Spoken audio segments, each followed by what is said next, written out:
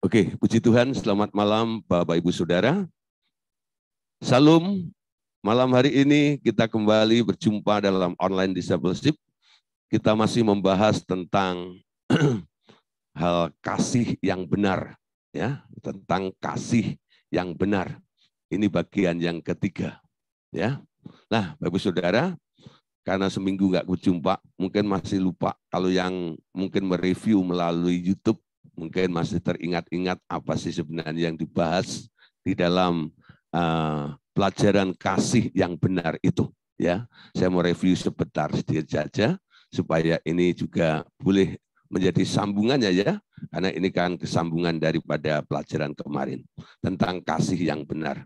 Nah, saudara, kasih yang benar. Hati-hati karena ada yang namanya pergeseran kasih. Kenapa kasih itu tergeser?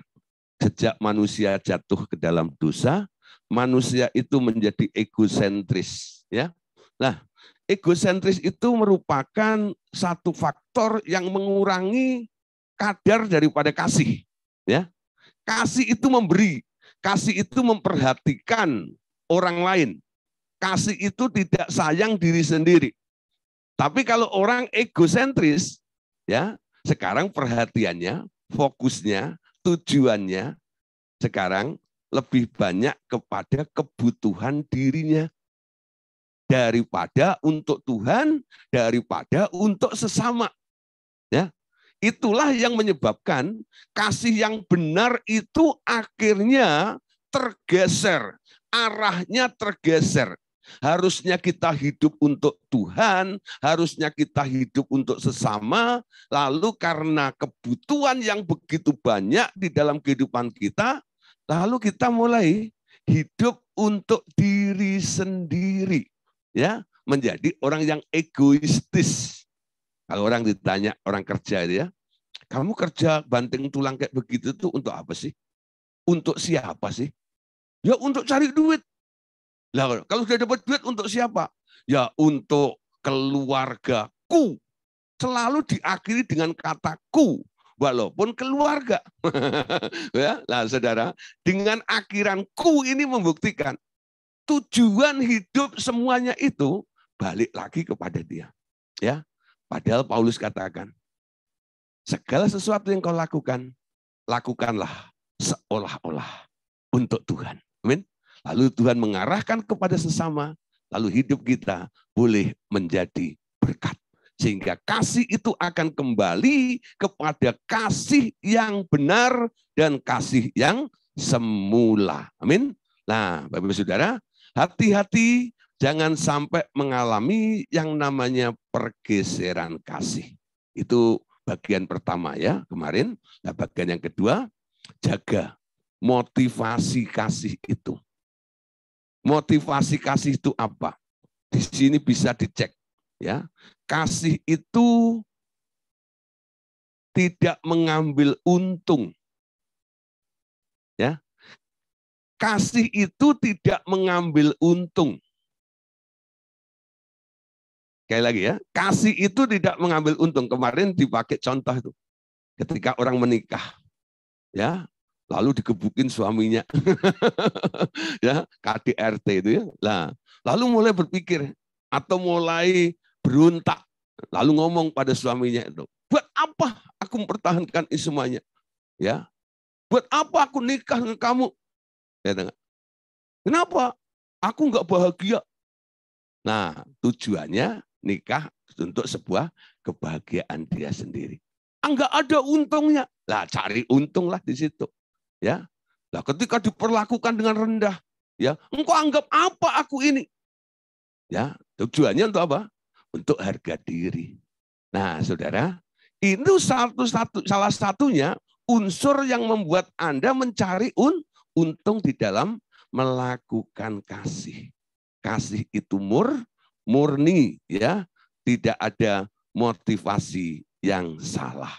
Nah, malam hari ini, Saudara, kita akan membahas bagian yang ketiga. Ternyata kasih itu adalah atmosfer dalam dunia roh. Ya, kasih itu merupakan atmosfer di dunia roh. Kita sejak menjadi muridnya Yesus, menjadi pengikut Yesus disebut orang rohani. Ya. Nah, semuanya kita ukur bukan secara materi. Tetapi sekarang kita hitung, kita ukur secara roh.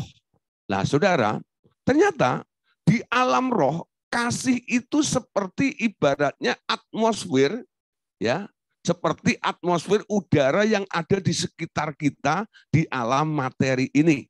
Nah, saudara, kasih itu ada di mana saja, ya.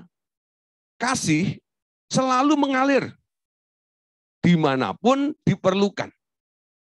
Kasih adalah dasar yang menunjang apapun dalam kerajaanku. Ini kata Allah Bapa, ya. Kasih selalu mengalir dimanapun diperlukan. Kasih adalah dasar yang menunjang apapun dalam kerajaanku. Hal ini seperti udara yang kamu hirup, selalu tersedia. Siapa yang dapat mengatur nafas dengan normal akan dapat menghirup udara terus mengalir ke dalam dan keluar tanpa aku kontrol lagi.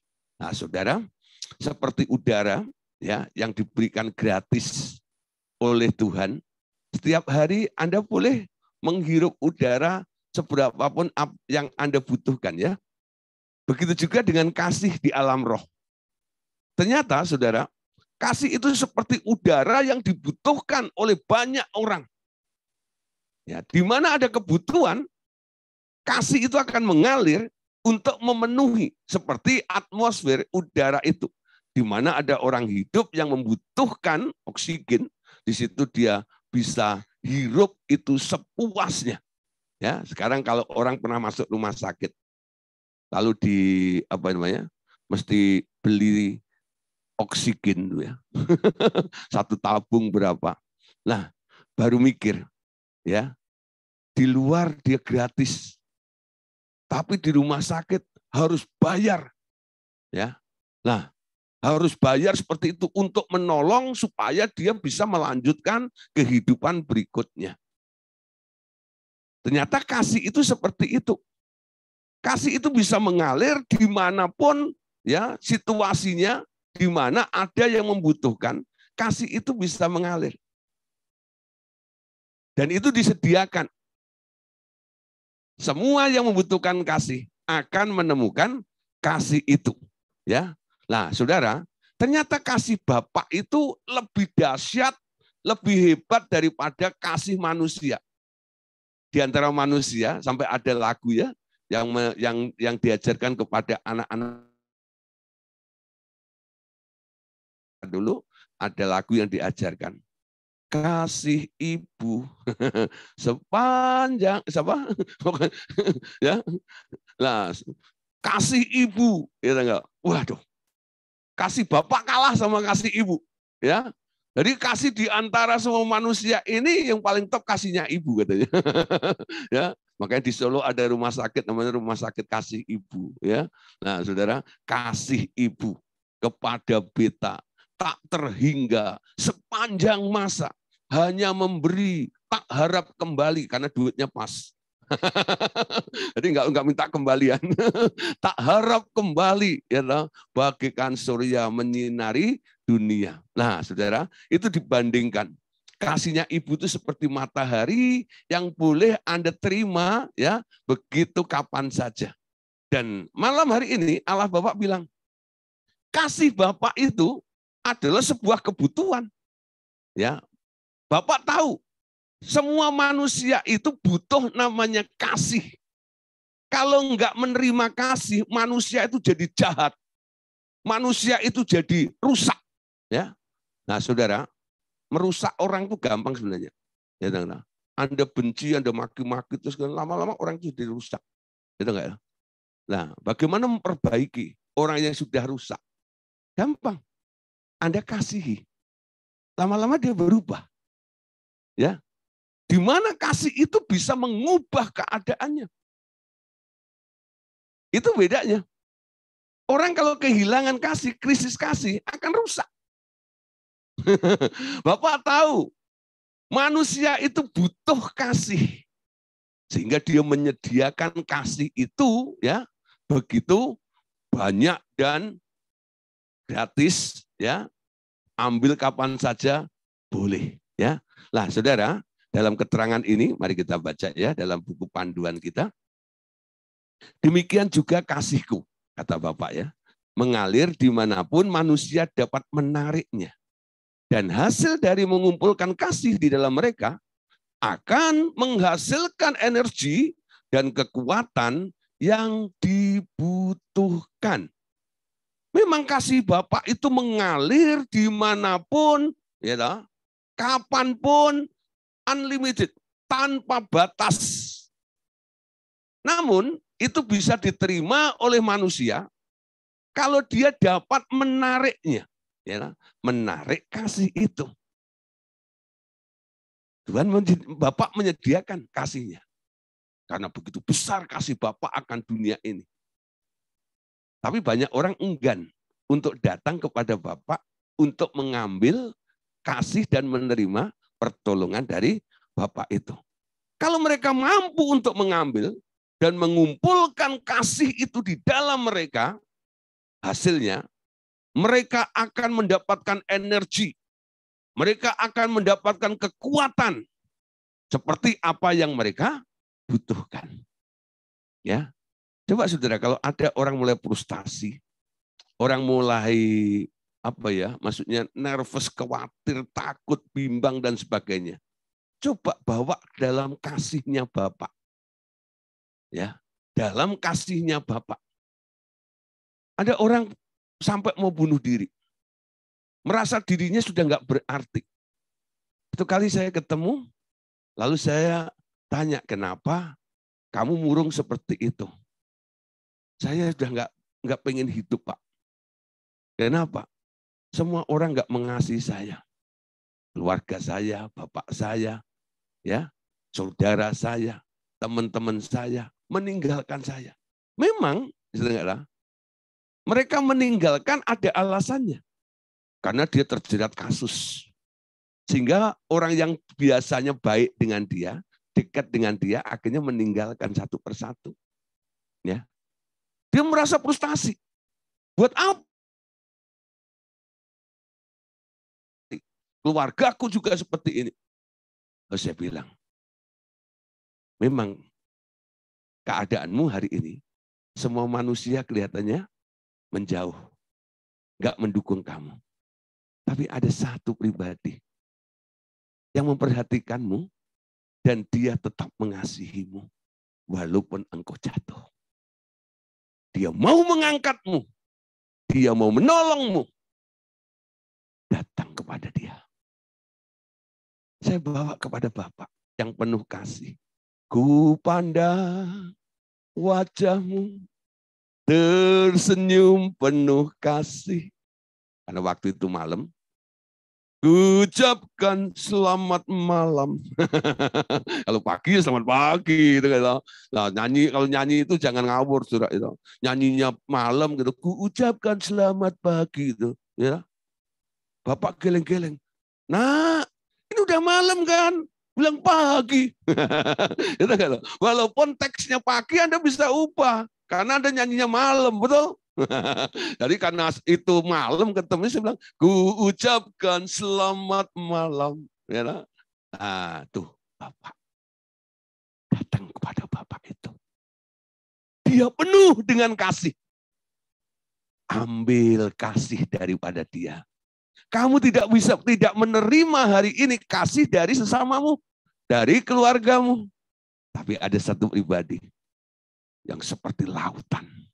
Seperti samudra yang nggak bisa ditakar, yang nggak bisa diukur, dan nggak pernah habis stoknya, walaupun diambil bersamaan oleh semua manusia seluruh dunia ini. Kenapa? Begitu luasnya, begitu lebarnya, begitu dalamnya, begitu tingginya itu kasih Bapak itu. Amin. Nah, Saudara, tadi dikatakan kasih itu di alam roh. Seperti atmosfer. Anda bisa menjumpai udara di mana saja ya. Di hutan, di mall, Di mana saja. Nah, asal Anda bisa menghirup, Anda ambil.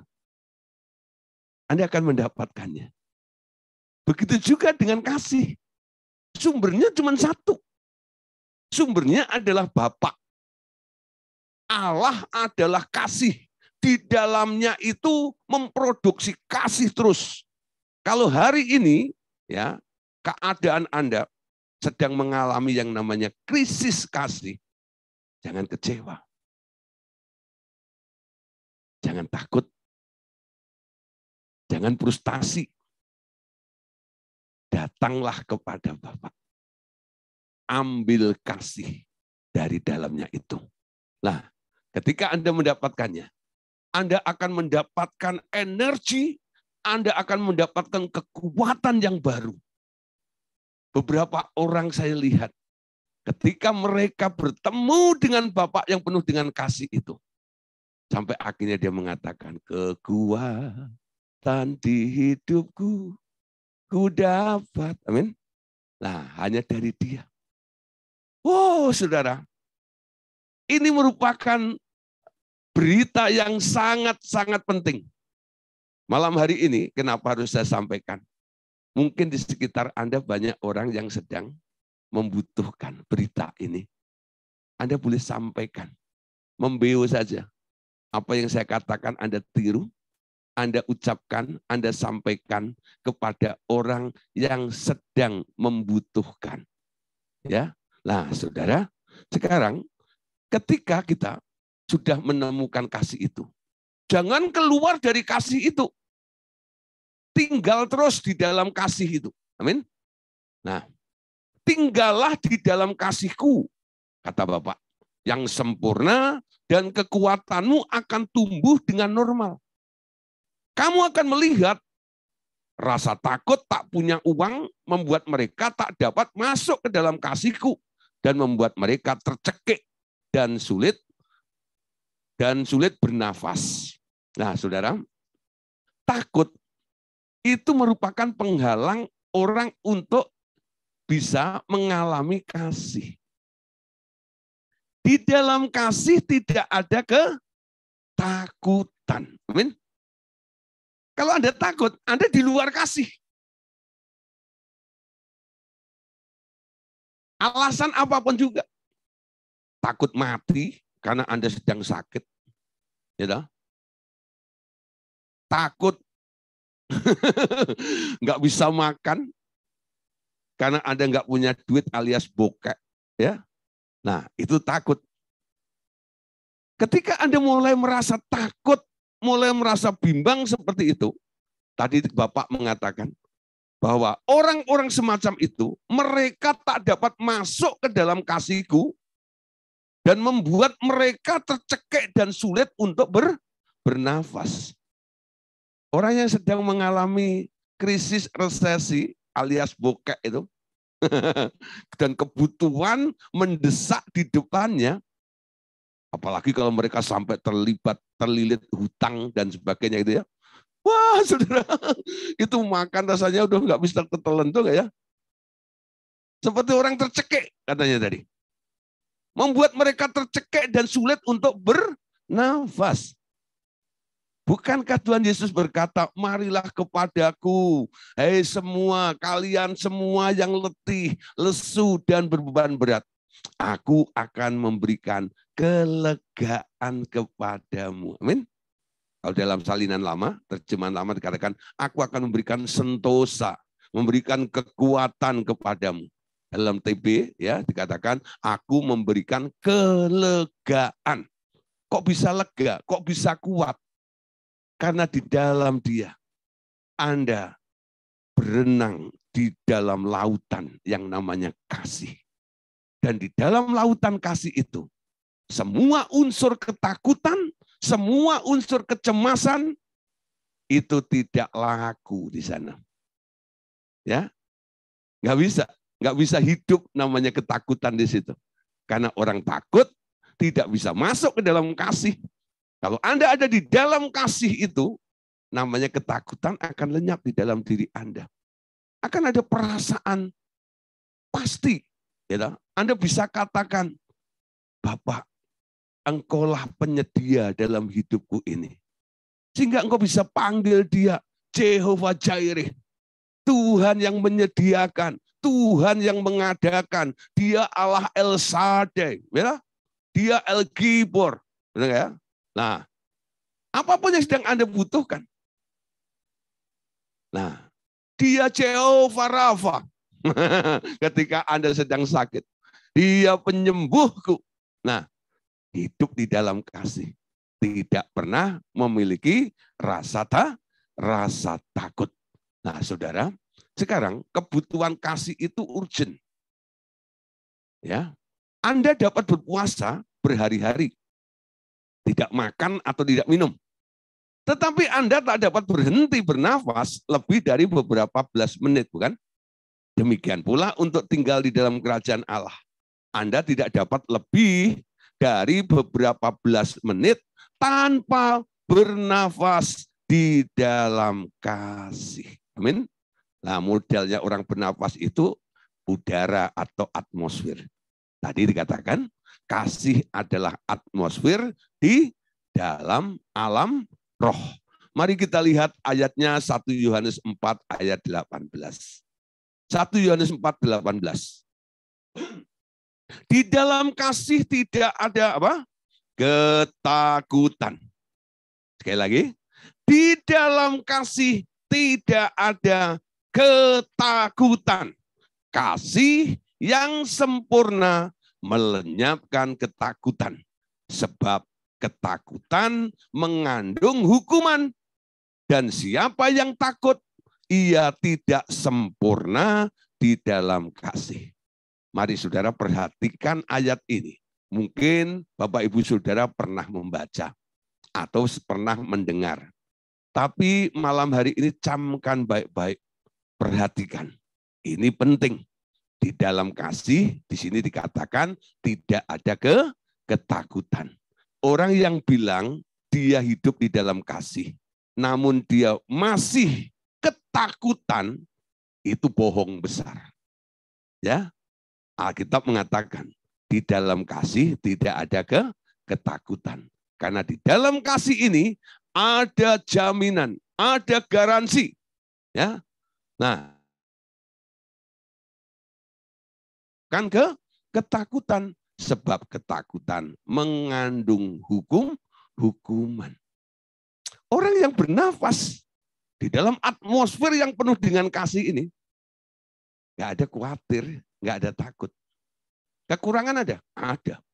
Masalah ada? Ada.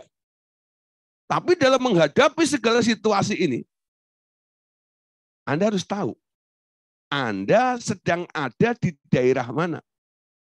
Kalau Anda ada di daerah yang namanya dunia dengan segala sistemnya ini, memang penuh dengan kekhawatiran.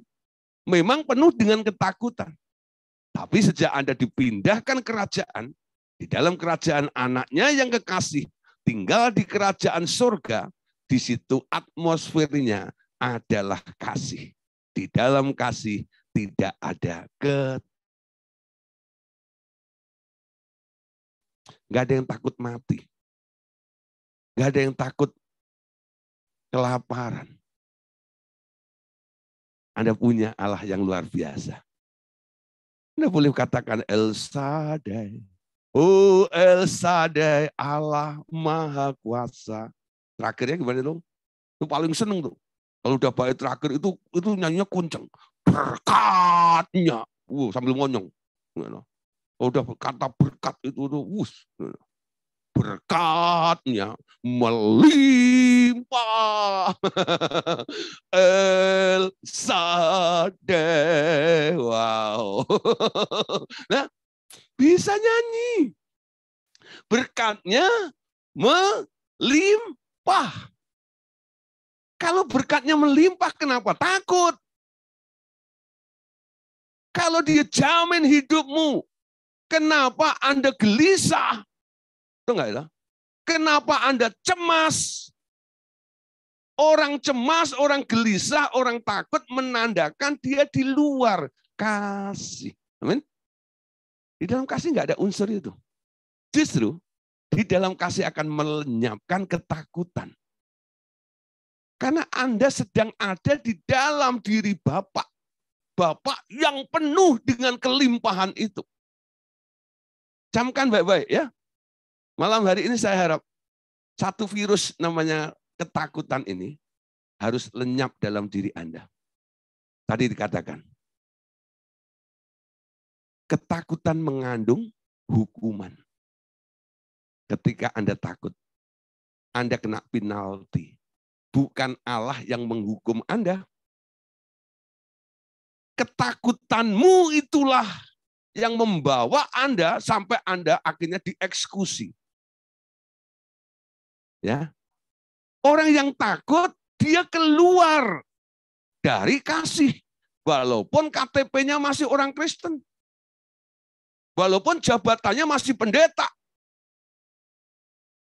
Pak, apa ada pendeta takut? Oh, enggak ada duanya.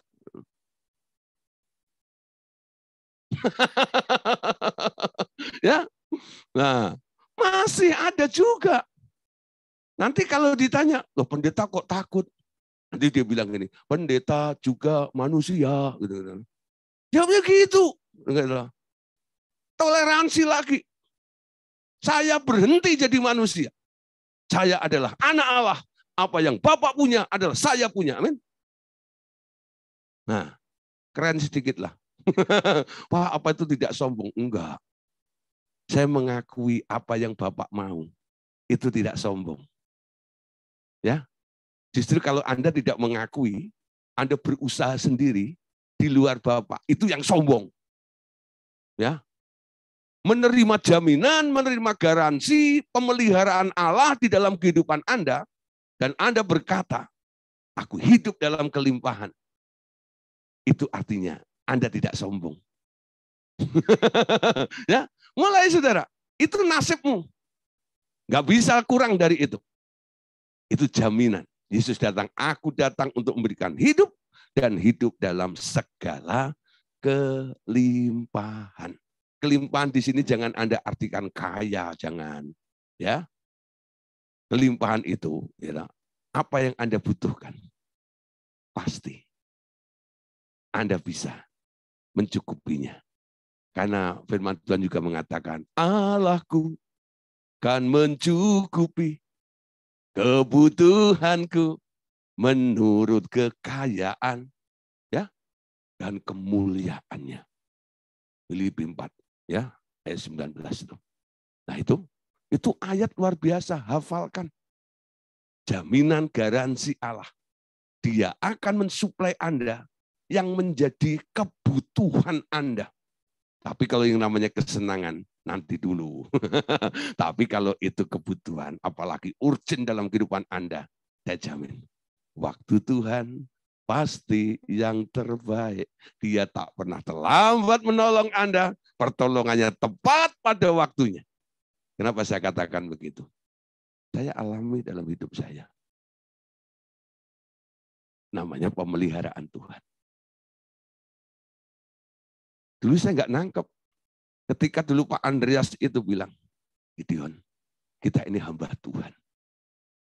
Kita ini dipelihara oleh Tuhan. Kita bukan dipelihara oleh organisasi. Tapi kita dipelihara oleh Tuhan. Camkan baik-baik. Ternyata ajakan nasihat daripada senior saya ini, dia mencemplungkan saya pada satu daerah di mana di situ atmosfernya adalah kasih. Baru saya tangkap setelah saya mengajar tentang nilai kasih ini. Oh, gimana nggak bisa khawatir? Gimana nggak bisa takut? Ketika saya mengakui pemeliharaan Allah di dalam kehidupan saya. Dan saya tidak mau masuk dalam penghukuman. Ketika saya mulai takut, masalah itu bukan tambah hilang. Masalah itu semakin besar. Tapi ketika Anda tidak takut, Allahmu semakin besar. Masalahmu semakin kecil. Amin. Jangan pernah membesarkan masalah. Besarkan Tuhan di dalam hidup Anda. Amin. Allahmu lebih besar dari setiap persoalanmu.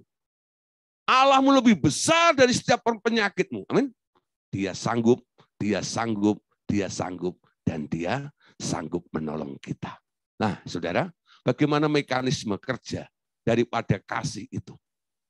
Sekarang kamu mengerti tentang cara kerja kutuk beroperasi di dalam pikiran manusia. Memang itu memang harus diusir. Tapi bagaimana bekerjanya kutuk ini? Nah, saudara, kutuk. Ya, orang yang takut itu dia keluar dari kasih, dia sekarang ada di daerah kutuk, dia berpikir sebagai orang terkutuk. Dan bagaimana kutuk ini mulai bereaksi dan bekerja di dalam kehidupan orang-orang itu. Nah, kutukan menyebabkan manusia tidak dapat berpikir dalam anugerah. Ketika Anda hidup di daerah kutuk, Anda nggak bisa mengerti tentang nilai grace atau anugerah. Apa sih anugerah itu sebenarnya? Ya, anugerah itu sebenarnya apa yang tidak bisa Anda lakukan, apa yang tidak bisa, yang sanggup Anda kerjakan, tapi akhirnya Anda bisa melakukannya karena ada yang menolong Anda. Itu namanya grace. Atau sesuatu yang sebenarnya Anda tidak layak untuk mendapat atau menerima, tapi akhirnya Anda menerima juga. Itu grace namanya. Ya, itu anugerah. Orang yang hidup di daerah kutuk memiliki pikiran terkutuk. Dia tidak mampu untuk berpikir di daerah anugerah itu. Orang yang bisa mengerti tentang anugerah, dia akan bisa berkata, amazing grace. Anugerah itu besar. Anugerah itu luar biasa. Yang mengarang lagu Amazing Grace itu ya, sangat besar anugerahmu, memberi aku selamat. Ya. Kenapa dia bisa berkata sangat besar anugerahmu? Karena kasih di dalam anugerah itu melampaui batasan cara berpikir Anda. Ketika pikiranmu mentok, Anda tidak mendapatkan way out atau solusinya. Ternyata itu bisa Anda temukan di dalam grace itu. Ya. Berapa kali saya dibuat ternganga, ya, kagum, tertegun dengan apa yang Tuhan buat di dalam kehidupan saya. Kok saya nggak bisa pernah berpikir seperti itu ya? Saya sudah berpikir ini, berpikir itu, segala macam gini-gini, tapi semuanya gagal mentok. Tapi akhirnya Tuhan memberikan hikmat. Dibawa ke satu pengertian yang baru. Hah? Kok gampang begini ya? Itu caranya Tuhan. Ketika saya masuk dalam anugerah grace itu, segala sesuatu tidak saya lakukan atau hasilkan dengan otot saya atau kekuatan saya. Itu mutlak pemberian dari Tuhan. Ya. Itu namanya grace. Orang terkutuk sejak manusia jatuh dalam dosa. Lalu Tuhan Allah bilang, karena engkau mendengarkan perkataan istrimu, maka terkutuklah tanah itu. Sekarang dengan peluhmu engkau harus mengupayakan, mengusahakan. Dari bumi itu kamu akan dapat makanannya.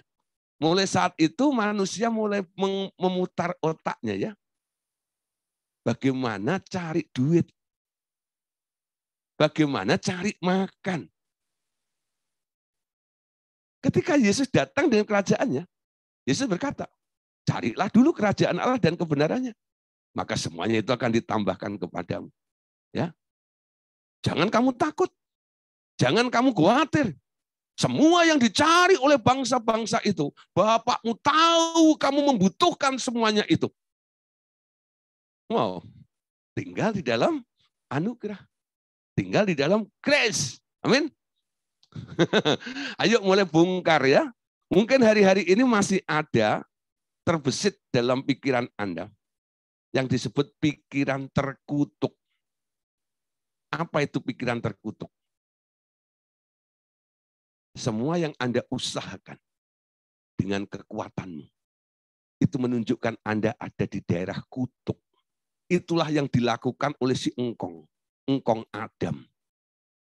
dia ada di daerah atau tanah yang sudah dikutuk oleh Tuhan Allah, dia harus berpikir, putar otak, bagaimana mengupayakan, mengusahakan. Itu pikiran terkutuk namanya. Anugerah beda. Apa yang tak pernah kau pikirkan, apa yang tak pernah kau lihat dengan mata, yang tak pernah muncul di dalam hati, disediakan oleh Dia bagi orang-orang yang mengasihi Dia. Amin. Itu tandanya Anda hidup dalam Kristus. Lah Pak, kalau gitu besok kita nggak usah kerja, masuk kantor semuanya. Saudara, Anda kerja sekarang bukan untuk cari duit. Itu ladangmu. Anda ditaruh di tempat itu supaya Anda menjadi bintang-bintang Allah. Semua orang melihat kemilauan Anda dan banyak orang melihat kemuliaan Allah yang Anda tampilkan dan banyak orang mengenal Allah melalui hidup Anda. Nah, saudara, pikirannya sudah mulai seperti itu. Camkan baik-baik. Melayani itu enggak melulu di atas panggung, di belakang mimbar. Enggak. Dimanapun, Anda adalah hamba Tuhan. Anda bisa memenangkan jiwa. Menguntungkan kerajaan surga. Ya, nah, saudara, ini penting. Kadang-kadang orang lebih mementingkan, wah, gereja lebih penting daripada keluarga. Belum tentu, saudara. Ya, selama seminggu ini, ya, neneknya istri saya meninggal. Terus udah usulan ya dari keluarga besar itu, ya. Dia telepon ke istri saya. Tuh, laki lu suruh layanin dari awal sampai akhir. Jadi mereka enggak import hamba Tuhan. Dia menggunakan jasa cucunya. Ya. Ya sudah, akhirnya saya layanin, ya. Nah, ini kebetulan saya pakai ajang untuk mimbar. Saya cerita banyak alam roh. Ya, di situ. Setelah itu banyak yang nanya, kok gini-gini nggak pernah diajarin di gereja ya? Nah, saudara, nah, saya jadi berkat bukan? Ya, saya jadi berkat. Dimanapun saya akan tampil seperti itu. Itu ladang, ya. Walaupun di tengah-tengah duka cita segala macam, manfaatkan. Tuhan harus diuntungkan.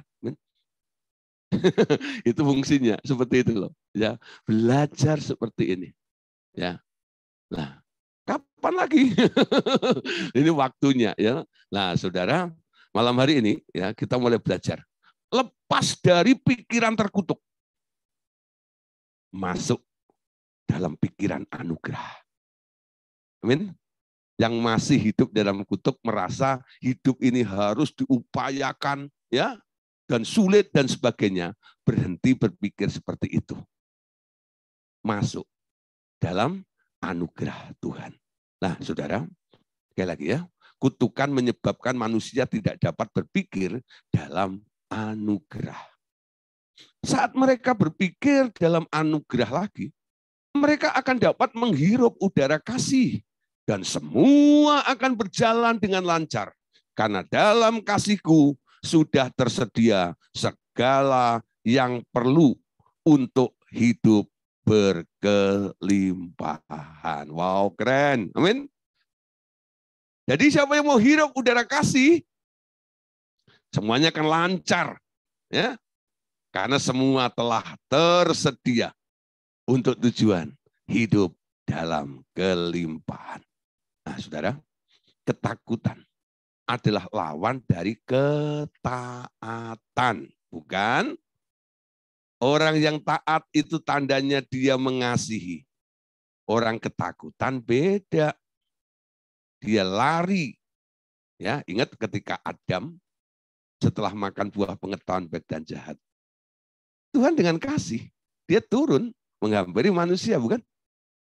Dia mau menyelesaikan, memperbaiki manusia itu. Manusia itu dipanggil, Adam, Adam. Dengar, Adam, Adam. Ya.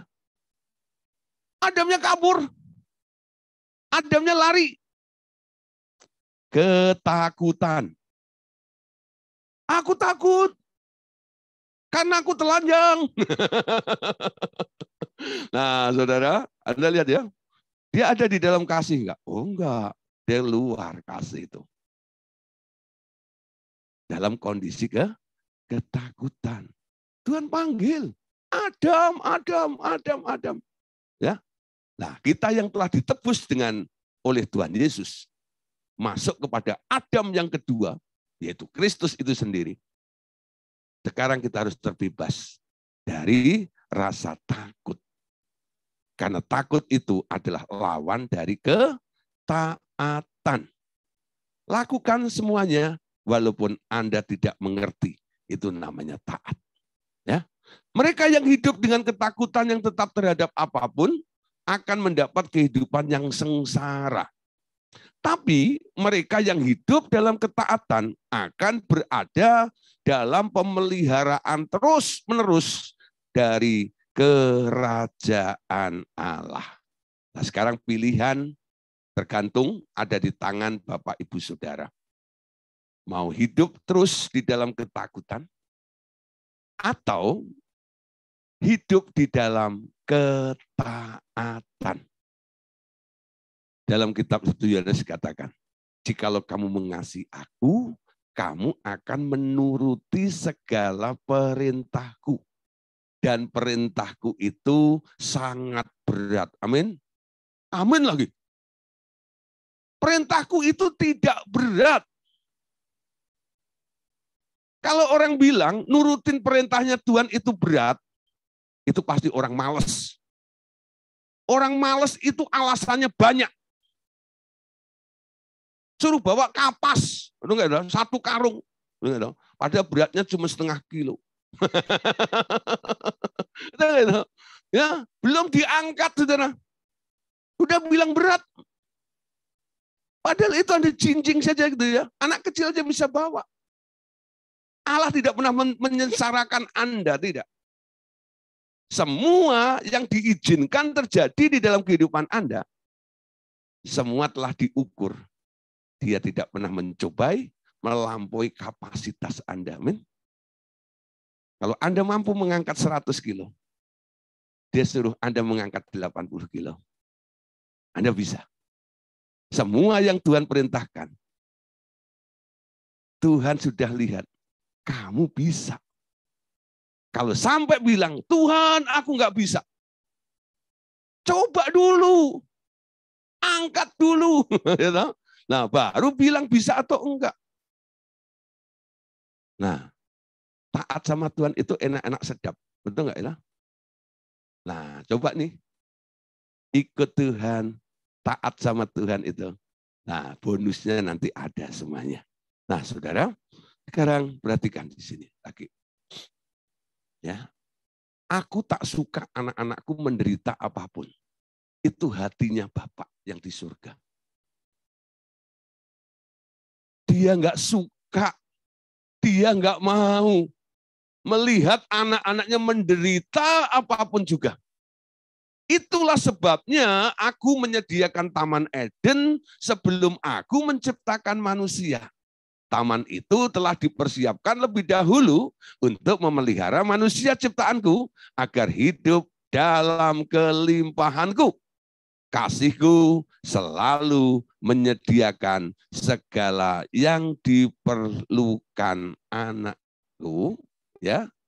Nah, jadi dari dulu Allah itu idenya, gagasannya seperti itu. Sebelum manusianya dibuat, fasilitasnya disediakan dulu. Hari pertama, hari kedua, hari ketiga, hari keempat, hari kelima, Allah itu menciptakan langit, bumi, segala isinya, ya, binatang-binatang dan semuanya tumbuh-tumbuhan itu. Setelah semuanya ada, baru Allah bilang, yuk kita desain.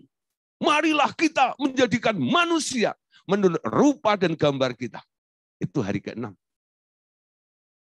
Lalu manusia yang diciptakan itu ditaruh, diletakkannya di satu tempat yang sudah full dengan semua fasilitas. Amin. Dulu Adam nggak pernah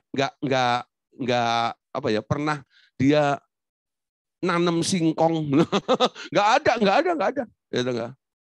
Ya, Allah yang menumbuhkan semuanya. Jadi ketika dia pengen singkong, singkongnya udah ada. Dia tinggal cabut ya. Dia pengen buah kelapa, nggak usah nanam kelapa. Tuhan sudah tanemin dulu, sudah ada pohon kelapanya dulu, sehingga dia bisa nikmati seperti itu. Nah, itu namanya tinggal dalam penyediaan Allah. Allahmu itu seperti itu. Matius pasal 6 ayat 30. Ya, Tuhan Yesus katakan apa di sini? Jadi jika demikian, Allah mendandani rumput di ladang yang hari ini ada dan besok dibuang ke dalam api. Tidakkah Ia akan terlebih lagi mendandani kamu, hai orang yang kurang percaya. Ya. Nah, saudara, bagi orang-orang yang masih ketakutan, bimbang, nggak percaya dengan jaminan penyediaan Allah itu, Tuhan membandingkan. Tuh lihat, burung di udara. Dia tidak menanam, tapi makan kenyang. Perutnya sampai mau meletus. Makan kenyang. Siapa yang nanam? Pak Tani. Ya, yang mengupayakan bumi dengan berpeluh. Lalu dengan seenaknya si burung itu, ya, dia makan itu hasilnya. Sampai Pak Taninya marah, bikin orang-orangan di sawah, ya, kontek untuk mengusir burung-burung yang makan itu. Tapi Bapak di surga nggak pernah melarang.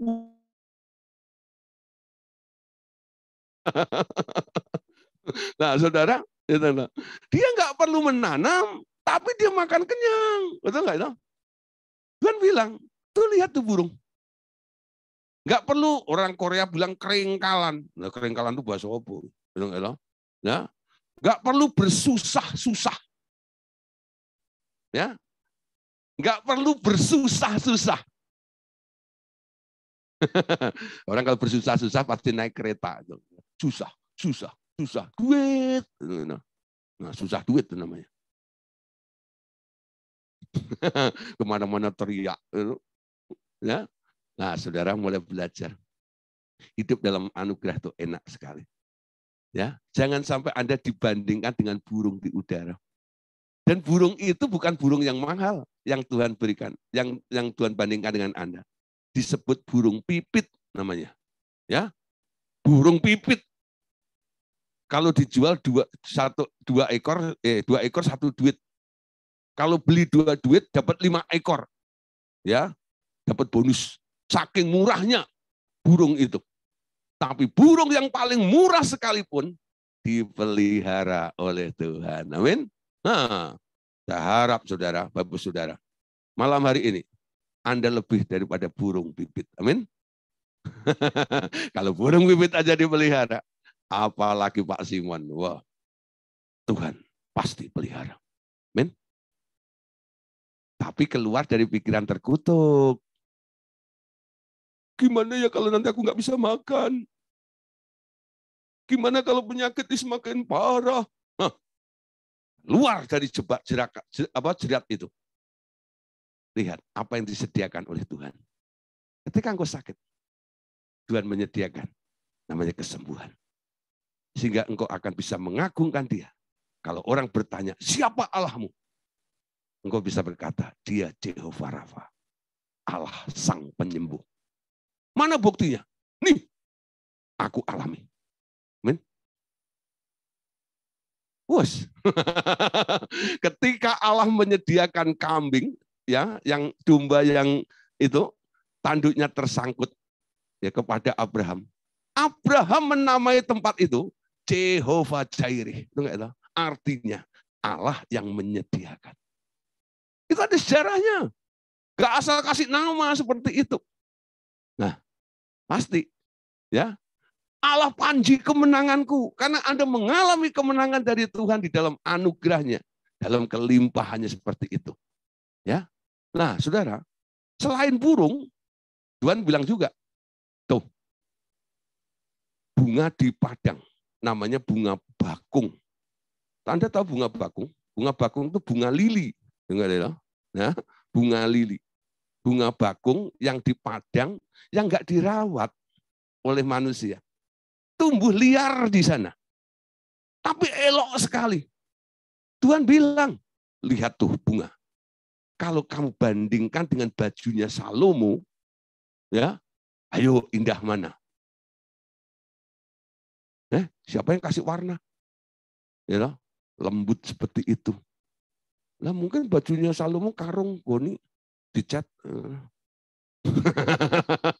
Masih kalah dengan bunga bakung yang ada di lembah itu. Amin. Kalau Anda pergi kadang-kadang melihat ada ciptaan Tuhan yang indah gitu ya. Nah, Anda kagum ya, gimana gitu-gitu macam. Nah, salah satunya nih bunga bakung ini. Dan Tuhan bilang apa? Aku mendandani kamu lebih daripada bunga bakung. Hidupmu akan indah. Amin. Jadikan aku indah yang kau pandang mulia. Amin. Seturut maumu Tuhan. Nah, itu dikarang oleh orang yang saya kenal ya, namanya Alfi Raja Guguk. Saya tahu kehidupan dia. Saya ngerti. Karena saya sangat dekat dengan maminya. Maminya dulu orang RTM, gitu, namanya Bu Yanti Raja Guguk. Anaknya pulang dari OSI, lalu gabung sama GPCC. Sekarang lagu itu. Apa sih maksudnya? Semua dia tinggal. Jabatan. Sekarang dia mulai ambil keputusan. Hidup untuk melayani Tuhan. Kalau Anda dengar kesaksian dia, kenapa dia karang lagu itu? Ada sejarahnya, ada ceritanya. Itu yang terindah. Ya, Tuhan mendandani lebih indah daripada bunga di bakung. Itu masa depan Anda. Rancangan-rancangan Allah di dalam kehidupan kita adalah rancangan yang penuh dengan pengharapan alias MDC. Bukan madisu, masa depan suram, bukan. Kalau Anda tiap hari mukamu suram, ya itu yang menuntun Anda kepada masa depan yang suram. Tapi jaminan Allah, janji Allah kepada Anda. Tuhan membawa Anda ke jalan kemenangan. Terus dibawa dari kemenangan kepada kemenangan, dari kemuliaan kepada kemuliaan. Hidupmu jadi indah, lebih indah daripada bunga bakung yang ada di lembah itu. Kenapa? Karena Bapakmu di surga. Dia mau mendandani Anda. Amin. Semua yang dibutuhkan untuk Anda jadi indah. Siapa yang akan menyediakan? Dia yang akan menyediakan. Ya. Nah, Yakobus pasal 5 ayat yang ke-11. Nah, ya. Yakobus pasal 5 ayat yang ke-11. Sesungguhnya kita menyebut mereka berbahagia. Yaitu mereka yang telah bertekun. Kamu telah mendengar tentang ketekunan Ayub dan kamu telah tahu apa yang pada akhirnya disediakan Tuhan baginya. Karena Tuhan Maha Penyayang dan penuh belas kasihan. Sekali lagi ya, kita baca Yakobus 5 ayat 11. Sesungguhnya kita menyebut mereka apa? Berbahagia. Kenapa disebut berbahagia? Yaitu mereka yang telah bertekun. Kamu telah mendengar tentang ketekunan Ayub dan kamu telah tahu apa yang pada akhirnya disediakan Tuhan baginya. Karena Tuhan Maha Penyayang dan penuh belas kasihan.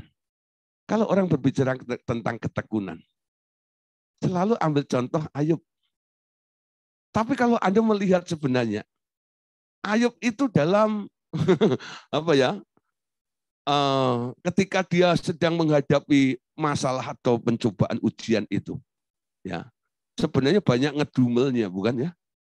Banyak ngomelnya. Anda lihat tuh, Ayub mulai pasal 3, ya, sampai 39, 40. Itu banyak ngomelnya, kenapa begini, kenapa begitu, kenapa begini, kenapa begitu, itu enggak? Ya, ya, ya. Memang ada sih, nilainya yang disebut ketekunan itu ketika istrinya bilang ini, buat apa kamu terus bertahan, percaya kepada Tuhan itu, sudah kutukin Tuhanmu itu, lalu matilah kau. Kalau istrinya orang Batak, bilang, matilah kau. Ya, matilah kau. Ayub bilang begini, kamu itu kayak perempuan gila. Hanya mau menerima yang baik dari dia, tapi yang buruk tidak. Sampai kapanpun, aku tidak akan menyangkal iman saya. Itu nilai ketekunan Ayub. Tapi dalam perjalanannya, banyak dia itu merasakan, kok begini, kok begitu, dan sebagainya, ya. Sampai Tuhan itu was-was. Ini kayaknya sudah mulai miring bangunan nih. Bentar lagi ambruk, ya. Lalu Tuhan datang dalam badai, menantang Ayub. Ayub, berdirilah sebagai laki-laki. Ketika saya baca ayat itu saya kaget. Kenapa Tuhan bilang begitu? Berdirilah sebagai laki-laki. Ayub itu laki atau perempuan? Laki-laki. Lah kok Tuhan bilang, berdirilah sebagai laki-laki. Kalau saya bilang sama Bu Esther Harjani, oh, berdirilah sebagai laki-laki. Nah, cowok gitu, nah gitu ya, berdiri sebagai laki-laki. Nah, tapi kan orang perempuan ya, Ayub kan laki. Kenapa Tuhan bilang berdirilah sebagai laki-laki? Nah, Tuhan melihat si laki-laki ini, dia lebay. Betul nggak ya? Lebay. Dengan omongannya yang terus nyinyir gitu. Itu nggak pantas diucapkan oleh seorang laki-laki. Benar, Tuhan itu toleransi dikit ya. Kalau perempuan ya maklum lah. Lebay-lebay sedikit. Kalau laki-laki gitu ya, dikit-dikit gitu loh. Kamu tuh laki-laki apa sih? Tuhan gemes banget loh. Kamu diciptakan untuk menjadi penudung, pelindung. Ya tahu nggak? Kamu lemah seperti itu. Ngomel, ngedumel seperti itu. Bangkit, bangun, berdiri sebagai laki-laki. Kamu ngomong apa? Ayo. Ditantang sama Tuhan. Ya. Baru kebuka. Iya ya. Kenapa hidupku ini diwarnai dengan ngedumel, ngomel, mengeluh terus seperti itu? Dan semakin hari, dia semakin ada di ujung tanduk. Ya, tapi akhirnya dia sadar, ada Tuhan yang menyertai dia. Amin. Ketika dia sadar ada Tuhan yang menyertai dia, dia berkata, aku tahu penebusku itu hidup. Amin. Dulu kata orang, aku mengenal dia. Tapi mataku sendiri sekarang melihat. Dia hidup, dia luar biasa, dialah kekuatan di dalam hidupku itu. Ayub bangkit saat itu. Ketika dia bangkit, sesuatu terjadi. Tuhan suka orang yang bangkit imannya. Ketika imanmu bangkit, masalahmu berubah. Tuhan membuat pemulihan. Ada restorasi. Pemulihan. Semua yang hilang dikembalikan. Bahkan dilipat gandakan. Dulu Ayub sudah kaya. Sekarang lebih kaya lagi. Dulu dia punya anak. Anaknya sudah mati. Sekarang dia punya anak. Dan Alkitab mengatakan, anak-anak Ayub waktu dipulihkan itu cantik-cantik di seluruh bumi itu. Nggak ada yang menandingi kecantikannya. Itu produk apa itu? Luar biasa ya. Itu cara Allah mendandani. cara Allah memulihkannya. Ya, saudara, di dalam kasih ada restorasi. Di dalam kasih ada pemulihan. Ketika engkau di luar kasih, ketakutan menyeret engkau, kekhawatiran menyeret engkau, dan engkau akan rusak di sana. Tapi ketika engkau tinggal di dalam kasih, kasih itu akan memulihkan, memberikan kekuatan. Apa yang sedang Anda butuhkan, di situ semuanya. Di dalam kasih itu ada jawabannya. Amin? Ada jawabannya. Nah, tinggal di dalam Allah. Hirup atmosfer atau udara yang namanya kasih. Nah, saudara, kalau kita di luar Allah, hati-hati. Ya, Anda akan menghirup udara yang beracun. Menghirup udara yang beracun. Nah, coba saudara ya, siapa yang pernah ada di satu tempat yang mungkin ada bekas kebakaran atau apa begitu ya, dan asapnya masih gitu. Wah, saudara ya, itu Anda nggak bisa tahan lama-lama di situ ya. Kenapa? Ada di tempat itu sesak. Ada udara? Ada. Tapi udaranya kotor, campur. Sehingga ketika Anda menghirup, udara itu bukan membuat Anda seger, membuat Anda sesak. Ya, nah, saudara, tinggal di dalam Tuhan, Anda menghirup kasih. Nah, tinggal di dalam dunia adalah tinggal dalam lingkungan yang salah. Kenapa? Karena dunia ini penuh dengan amarah. Karena dunia ini penuh dengan orang-orang yang kecewa. Karena di dunia ini penuh dengan orang-orang yang sakit hati. Karena di dunia ini ya banyak orang yang sedang dendam satu dengan yang lainnya. Di dunia ini penuh dengan orang-orang cemburu. Di dunia ini penuh dengan orang-orang yang iri hati. Ya, jadi tinggal di dalam dunia, keluar dari daerah Allah, itu Anda sebenarnya sedang menghirup udara yang beracun. Dari mana racunnya? Dari orang marah, dari orang kecewa, dari orang sakit hati, dari orang dendam di sekitar Anda, dari orang yang cemburu, dan dari orang yang sedang iri hati. Itu racun. Ya, contoh aja nih. Anda berteman nih dengan seseorang. Itu teman baik Anda. Lalu ketika Anda bersama dengan dia marah nih. Hatimu jadi ikut-ikutan, bukan? Padahal Anda tidak bermasalah dengan orang yang dimarahi dia. Ya. Karena Anda dekat dengan orang itu, ketika dia marah, itu akan mempengaruhi perasaanmu. Ini. Itu artinya Anda sedang kena racun juga. Menghirup udara seperti itu. Amin. Nah, dunia itu tempatnya orang marah. Di dunia ini tempatnya orang kecewa. Di dunia ini tempatnya orang yang sakit hati. Dan banyak orang dendam kesumat ada di situ. Keluar dari dunia.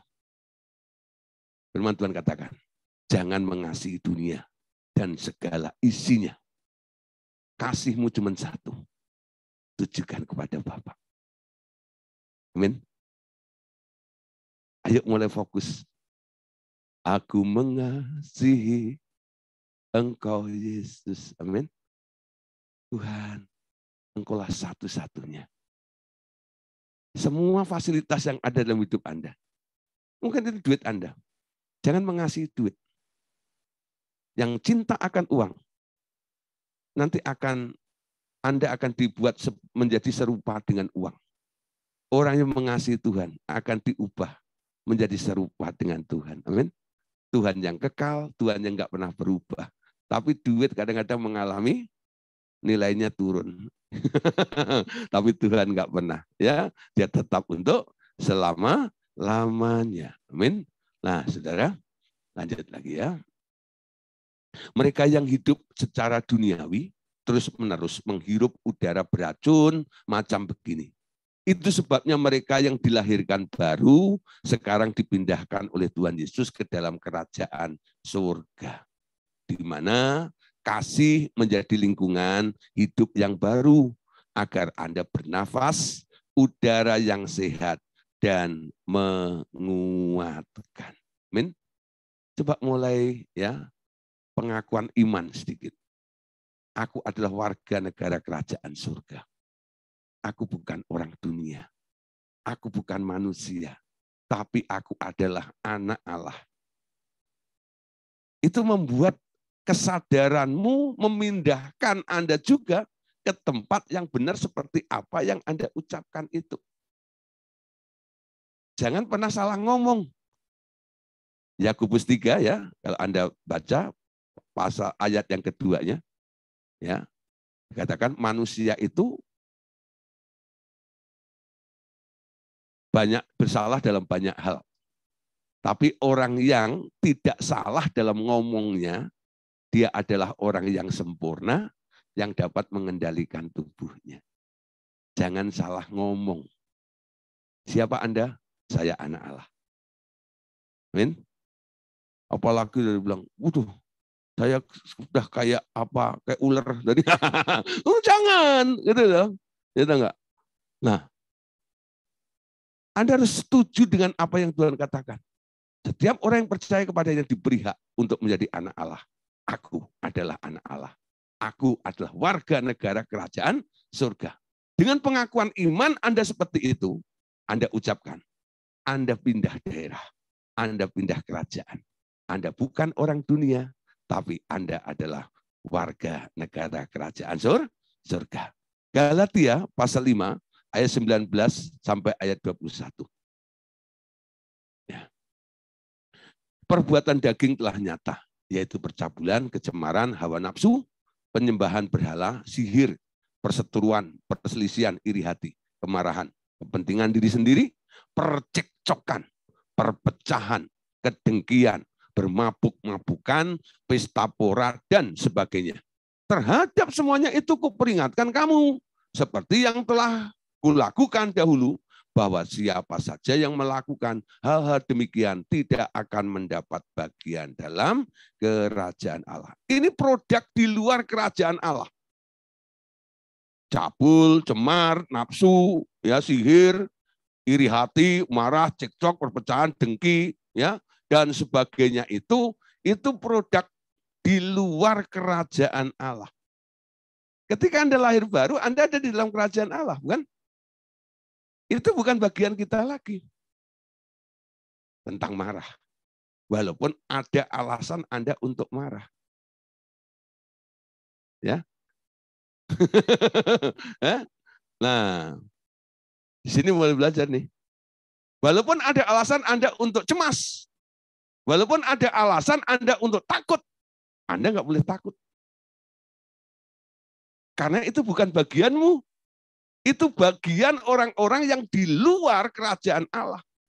Orang-orang yang di dalam kerajaan Allah, dia masuk di dalam kerajaan yang tak tergoncangkan. Amin. Itu kerajaan Allah. Di mana Anda tinggal. Gak akan pernah kena gempa. Ya. Gak pernah merasakan gempa ada di situ. Ya. Nah, akan tetap tenang di dalam dia. Ya. Nah, 1 Yohanes 4 ayat yang ke-8. Ayat ini bagus sekali. Ya. 1 Yohanes 4 ayat 8. Perhatikan, siapa yang tidak mengasihi, ia tidak mengenal Allah. Sebab Allah adalah kasih. Ya. Siapa yang tidak mengasihi atau hidup di dalam kasih, ia tidak mengenal Allah, sebab Allah adalah kasih. Jadi, saudara, ya, selain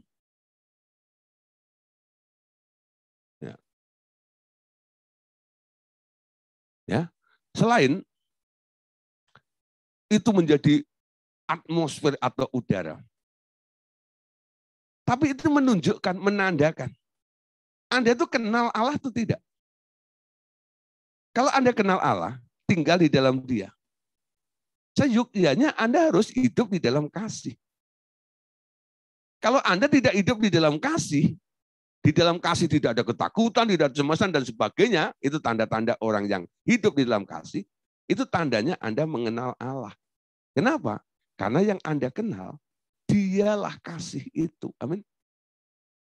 God is love. Allah adalah kasih.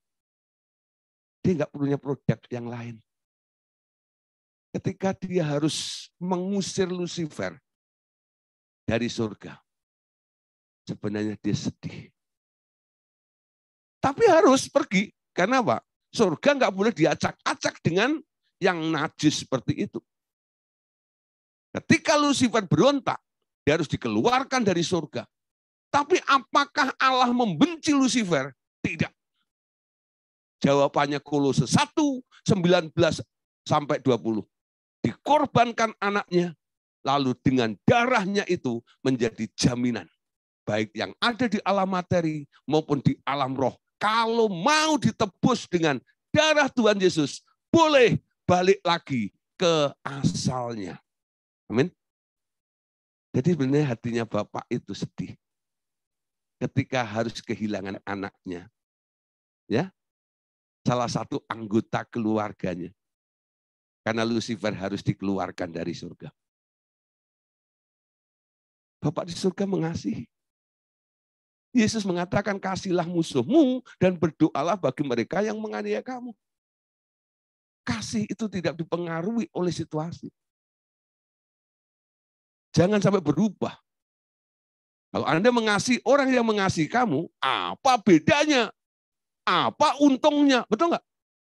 Tapi kalau Anda mengasihi orang yang membenci, merugikan kamu, itu baru kasih namanya.